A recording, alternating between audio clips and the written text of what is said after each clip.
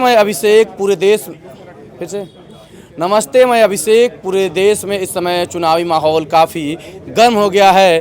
5 चरण के मतदान पूरे भी हो चुके हैं, लेकिन जैसे ही छठवें चरण में मतदान पहुंचा है और पूर्वांचल में मतदान पहुंचा है, यहां पर चुनावी माहौल और भी अलग अंदाज में देखने को मिला है। जिस तरीके से अनुप्रिया पटेल ने रघुराज प्रताप सिंह यानी राजा भैया पर चुनावी मौसम में कमेंट किया, उसके बाद से राजा भैया अब खुल करके समाजवादी पार्टी के साथ आ चुके हैं और वह मिर्ज़ापुर में आज से जो अनुप्रिया पटेल हैं उनके खिलाफ प्रचार प्रसार करेंगे। ऐसे में मेरे साथ मौजूद हैं समाजवादी पार्टी के प्रवक्ता और घोसी लोकसभा सीट से सपा के प्रत्याशी राजीव राय से हम बात करके जानने का प्रयास करेंगे कि जिस तरीके से राजा भैया का सपा को समर्थन मिल रहा है, उसे राजनीति में क्या बदलाव आएंगे और क्या राजनीतिक संकेत आ रहे हैं। एक एक सवालों का जवाब हमसे लेने का प्रयास करेंगे।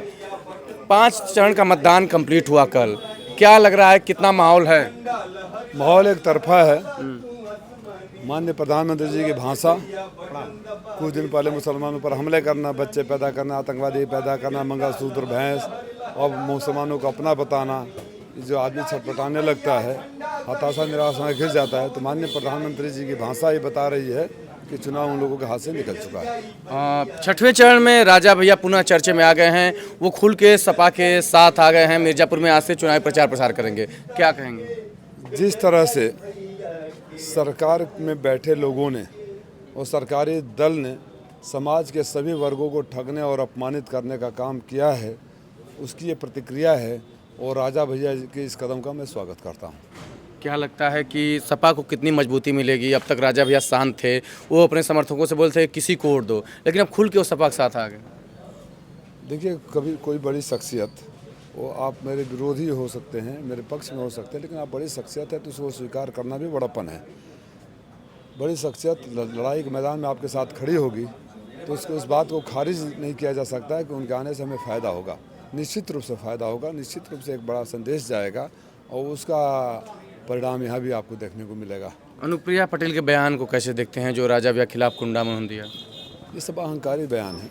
सत्ता के लोग अनुप्रिया पटेल के सोच रहे हैं, आप में घर की चिंता करें। यहाँ जो बयान दिया जा रहा है, रोज़ बयान दिया जा रहा है, परिवार के बच्चों से दिलवाया जा रहा है, उसको आप पत्रकार के रूप में कैसे मानते हैं? क्या ऐसा होना चाहिए? बहस किस बात पर होनी चाहिए लोकसभा में? हमारे यहाँ कोई उद्योग नहीं है ना, है कोई उद्योग नहीं है, कोई अर्थव्यवस्था को सुधारने का साधन नहीं है यहाँ। सरकारी नौकरी मिल नहीं रही है, प्राइवेट सेक्टर खुल नहीं रहे हैं। एक बुनकर को ले देकर का था तो वो भी सरकार उनको ख़त्म करने पर तुली हुई है। तो बहस इस बात पर होनी चाहिए और ब्लूप्रिंट के साथ बहस होना चाहिए, हवा में बातें नहीं होनी चाहिए।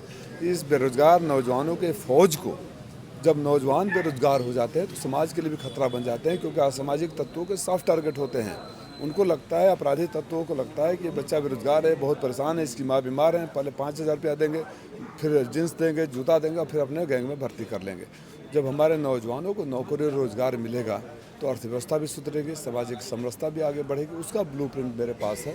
मैं कई बार बता चुका हूँ, मैंने 4 लेयर में उसका बना रखा हूँ कि पहले लेयर में मेरिटोरियस बच्चों को मैं, जो दिल्ली या लखनऊ या इलाहाबाद में कोचिंग होती है, उन प्रोफेसरों को लाकर कोचिंग दिलवाऊँ गरीब बच्चों को, और 2, 4, 5 भी अगर उसमें IAS PCS में चले गए तो हज़ारों बच्चों के प्रेरणा स्रोत हो जाएंगे। दूसरी कैटेगरी में जो वो बच्चे जो B ग्रेड की नौकरियों में PCS IAS तो सब नहीं बन सकते, लेकिन बैंकिंग है, रेलवे है, अन्य सेक्टर्स हैं, उनके एक्सपर्ट को ट्रेनिंग दिलवाएं, क्योंकि हमारे बच्चों को एक्सपोजर नहीं है।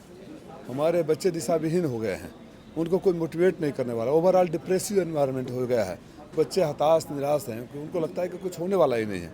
उन लोगों को मैं मोटिवेट करने का काम करूंगा, यहाँ ट्रेनर लाऊंगा और मैं सुनिश्चित करूंगा कि अगर किसी भर्ती विशेष में बगल के ज़िले के 10 लोग होते हैं तो हमारे यहाँ 50 लोग हैं। एक कैटेगरी बड़ी संख्या में पूर्वांचल में होती है जो सिर्फ फोर्सेज की तरफ देखते हैं, that could be army, paramilitary, police. UP police की भर्ती तो हमारे पास में है नहीं, ये सरकार भर्तियाँ तो करती नहीं है, लेकिन 30 लाख भर्तियों की घोषणा इंडिया गठबंधन ने टाइम टेबल के साथ कर रखा है। मैं रिटायर्ड ऑफिसर्स को ले आऊँगा, रिटर्न एग्जाम एक्सपर्ट को ले आऊँगा, अपने बच्चों को फिजिकल और रिटर्न का ट्रेनिंग दिलवाऊँगा और कोशिश करूँगा कि हर जगह से 10 गुना ज़्यादा बच्चे हमारे यहाँ आए। जब हमारे बच्चे रोज़गार में आएंगे तो यहाँ की इकॉनमी भी सुधरेगी, यहाँ की इकॉनमी सुधरेगी। फिर यहाँ हायर एजुकेशन सेंटर खोला जाए। हायर एजुकेशन सेंटर एक दिन में तो खुलता नहीं है, एक सेंटर को खोलने में कुछ वर्ष लगेंगे, जब तक हम बेरोजगार फौजों को आगे तो बढ़ने नहीं देंगे महामारी की तरह। बेरोजगार बच्चों की फौज किसी भी समाज के लिए महामारी से कम नहीं है। उस महामारी से निजात दिलाने की आवश्यकता है। बहस इस बात पर होना चाहिए, न कि ऊल जलूल बयान और हवाई बातों पर। लेकिन सेम आप ही की तरह जो भाजपा के प्रत्याशी हैं आपके सामने, वो कह रहे हैं कि जैसे ही 4 जून के बाद यहाँ के गाँव को आदर्श गाँव बनाने पर कदम बढ़ा दिया जाएगा, यहाँ पर एम्स जैसे अस्पताल बनाए जाएंगे, यहाँ पर विश्वविद्यालय बनाया जाएगा, वो बड़े बड़े बातें कर रहे हैं और दावे कर रहे हैं कि बस 4 जून के बाद सब शुरू हो जाएगा। जहाँ तक मुझे पता है और आप लोगों ने दिखाया था कि पिछली बार मानते रहते हुए अपने गांव का खड़ंजा नहीं बनवा पाए थे और शादी में फावड़ा चला रहे थे। पूछिएगा कि अपने गांव का विकास जहां से माननीय मंत्री जी हैं वो कितना कराए हैं। उस जहुराबाद में एक बार आप क्यों नहीं चले जाते? बगल में जब शुरू करेंगे आप पत्रकार हैं, चले जाइए। देखिए, बातें कहना, वो बात कहें, अच्छी बातें भाई, वो चुनाव लड़ रहे हैं, अपना बात कहेंगे ही कहेंगे। ये आकलन तो जनता करेगी ना कि कौन आपने आज से पहले क्या किया है और क्या हो सकता है। जब ये भी नहीं पता हो कि नियमों के तहत क्या बन सकता है, नहीं बन सकता है, जब आपको यही कहना है कि अब उन शहरों का नाम भी नहीं लेना चाहते किसी चीज़ को बार बार बोलने से कि सिंगापुर और पता नहीं क्या क्या, मैं तो बस इतना कहना चाहता हूँ कि घोसी को कल्पनाथ राय के सपनों का घोसी बनाऊँगा, मऊ को कल्पनाथ राय का सपनों का मऊ बनाऊँगा। अपने को कल्पनाथ राय घोषित कर देने से कोई कल्पनाथ राय का विकास नहीं हो जाएगा, उनके सपनों का विकास नहीं हो जाएगा। मैं पूरी कोशिश करूंगा कि जो लोग कल्पनाथ राय के नाम पर दुकान चलाते हैं, अपने को कल्पनाथ राय घोषित करते हैं, उनको इस बात का एहसास कराऊं कि कल्पनाथ राय जी, स्वर्गीय कल्पनाथ राय जी हम लोगों के प्रेरणा स्रोत हो सकते हैं। जो विकास की राजनीति करने वाले हैं तो उनके प्रेरणा स्रोत हो सकते हैं। कल्पनाथ राय जी के नाम पर राजनीति की दुकान नहीं चलाई जा सकती। मैं दिखाऊँगा 5 साल का अगर मौका मिलेगा तो आप रिकॉर्ड करके रखे रहिएगा। अगर मौका मिल गया तो 5 साल बाद चलाइए। अगर राजीव राय ने दावा किया था कि सबसे ज़्यादा नौजवानों को रोजगार और नौकरी दिलाने का काम राजीव राय ने किया। लास्ट में हम पूछते हैं कि बसपा सुप्रीमो मायावती की जनसभा हुई, उन्होंने कहा कि इस क्षेत्र का विकास तभी संभव होगा जब पूर्वांचल राज्य बनेगा। कह रहे हैं कि बस सेंट्रल में हमारी सरकार बनेगी तो पूर्वांचल राज्य बन जाएगा और राज्य बनने के बाद स्वतः इस क्षेत्र का विकास हो जाएगा। दिल बहलाने के लिए ख्याल अच्छा है, गालिब जन्नत की हकीकत आपको भी पता है। तो आपने मेरे सुना जो समाजवादी पार्टी के प्रवक्ता और सपा के प्रत्याशी राजीव राय जिस तरीके से सवालों का जवाब दिए, अब देखना होगा कि अपने पक्ष में यह कितना जनता को आकर्षित कर पाते हैं।